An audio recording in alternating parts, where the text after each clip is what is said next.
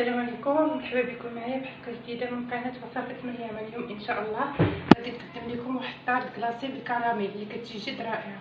فتابعوا معايا المقادير. عندي بودره ديال شونتيي ديال لا كريم شونتيي، عندي فيها من وزن 100 غرام. عندي بسكوي ماريا او اي بسكوي كان عندكم، ماشي بالضروري يكون ماريا. عندي واحد العلبه ديال الجبن جبلي. عندي جوج دانيت ديال الكراميل. عندي جوج فلو ديال الكراميل. عندي واحد الكاس ديال الحليب اللي يكون بارد جدا بيه باش غادي نطلع البودره شونتيي. عندي واحد الساشيه ديال الكاوبيل. بالنسبه للمقادير ديال النوغا، عندي واحد الكاس ديال السكر سنيده حبيبات. عندي واحد 100 غرام ديال اللوز غادي نحمرها وغادي نهرمشها. عندي واحد 200 غرام ديال الشوكولا بالابيض وبالاسود للتزيين. تابعوا معايا الطريقه. نبداو على بركه الله في الطريقه. كناخذ داك البودره شونتيي كنضيفها لشي اناء، كنضيف عليها كاس ديال الحليب يكون بارد جدا باش كطلع علينا. ضروري خص الحليب يكون بارد. نضرب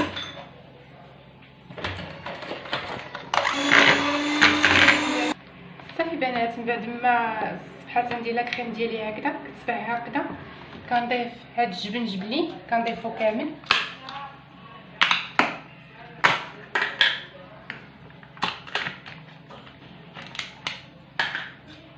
كنضيف هاد الجبن،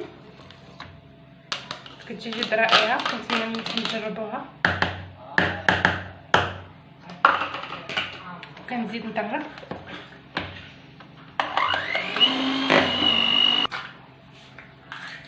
بعد ما ضفنا داك الجبن جبلي كنضيف هاد دانيت ديال الكراميل. كنضيف جوج ديال العلاب.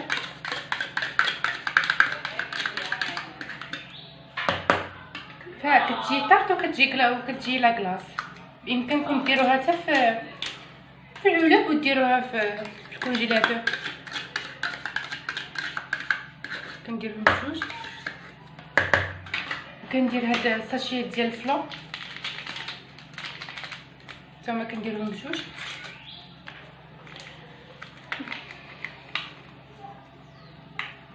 كيجي المذاق رائع جدا، مذاق ديال الكراميل.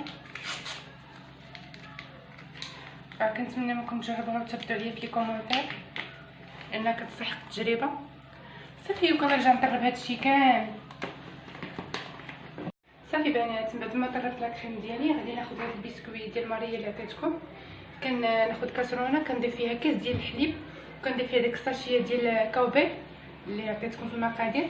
كنضيف هاد البسكوي كنضيفو في وسط الحليب وكنهزو وكنحطو هنايا. فكنست في هاد الدوره كامله ديال البسكوي.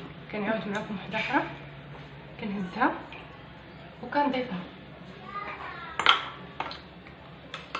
كنستمر هكذا حتى ندور الدوره كامله ديال البسكوي ديالو.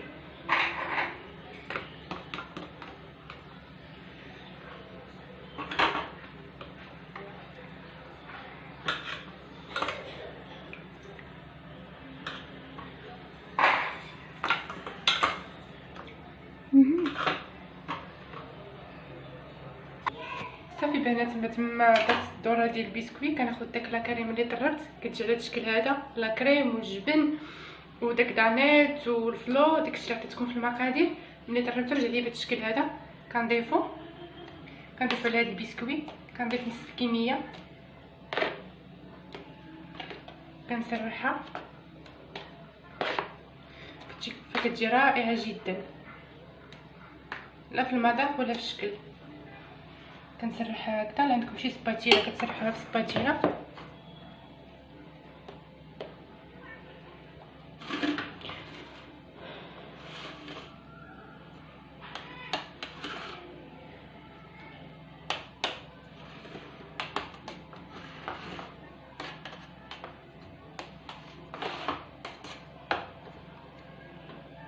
كنرجع ندير عاوتاني الدوره ديال البسكوي نفس الاولى.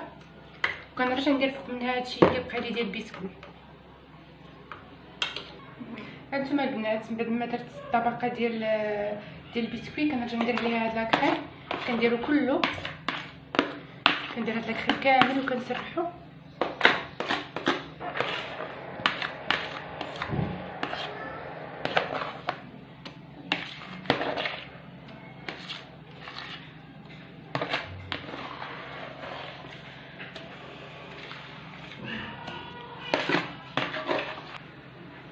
هانتوما البنات، من بعد ما سرحت لاطار ديالي كتجي على هاد الشكل هذا.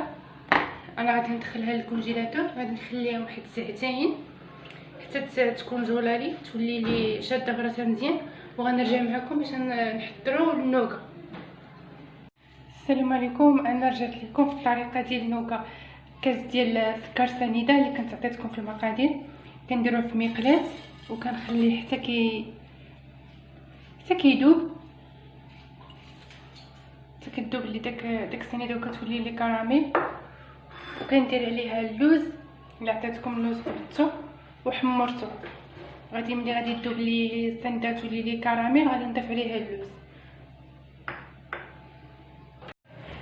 البنات، انا رجعت لكم بعد ما داب سكر السنيده ديالي كيصبح على شكل كراميل، كيصبح على هذا الشكل هذا. فكنزيد نخليه يزيد يتكرمل حتى كيولي اللون ديالو ذهبي. وغادي نرجع نتلاقى معكم اللي غادي نضيف ليه اللوز اللي عطيتكم في المقادير. حمرته وهرمشته، غادي نضيفوه على الكراميل. البنات، ها هي دابت سكر سنيده ديالي كتولي عندي كراميل على نار مهيله باش ما يتحرق لكمش الكراميل. فلا تحرق الكراميل فمن الاحسن غير لوحوه، ما كيصدقش نهائيا. غادي نضيف عليه داك اللوز اللي طحنت، وغادي نحرك حتى يتلبس لي هذا الكراميل باللوز على هذا الشكل هذا.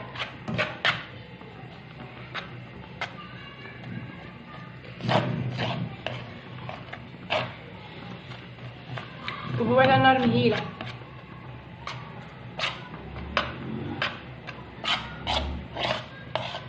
الكراميل كامل يتلبس لي في اللوز.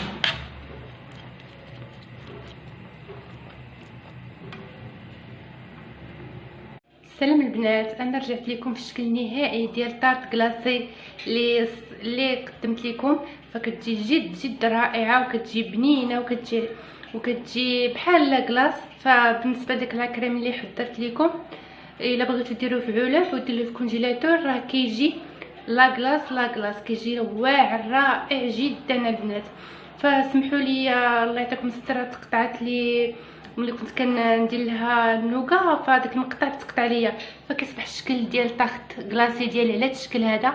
فكتجي جد رائعه وكتستحق التجربه، وكنتمنى منكم تجربوها. فبالنسبه للنوغا ملي حضرتها، فانا درتها الوجه ديال الطاخت ديالي وسرحتها بواحد المعلقه، وخديت الشوكولا الابيض والاسود ذوبتهم في حمام مريم ودرت خطوط على شكل ملفاي.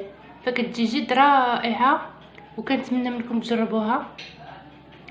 فإلا جربتوها ردوا عليا في الكومونتير.